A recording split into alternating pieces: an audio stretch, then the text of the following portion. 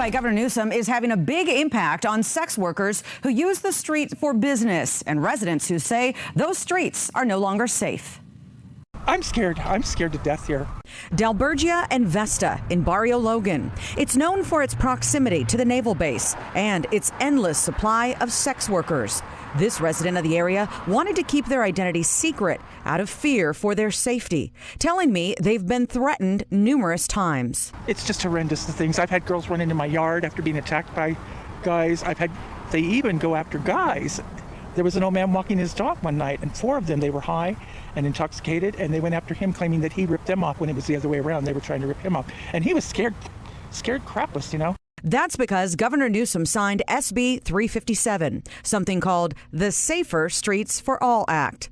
Now, the bill, authored by State Senator Scott Wiener from San Francisco, no longer makes loitering without a lawful purpose illegal, meaning if someone appears to be engaging in a transaction for sex work, police cannot take action. If Governor Newsom changes the law to where you can't bother them, then what do you expect law enforcement to do? They ride by.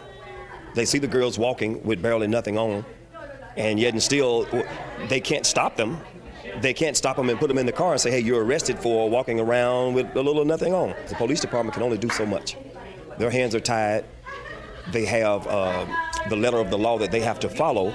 So if they can't arrest people, then it's like a moot point to keep calling the police. Senator Wiener says the law helps the transgender Black Indigenous people of color known as BIPOC. But others say SB 357, which is supported by the ACLU, is a step towards something else and a backward step for safer streets. This message, the narrative that he took forward, it's a very sexy narrative right now, which is law enforcement is discriminating against transgender women, and in particular BIPOC transgender women. And nobody's going to go for that. And nobody wants that. And I totally agree. Nobody wants that.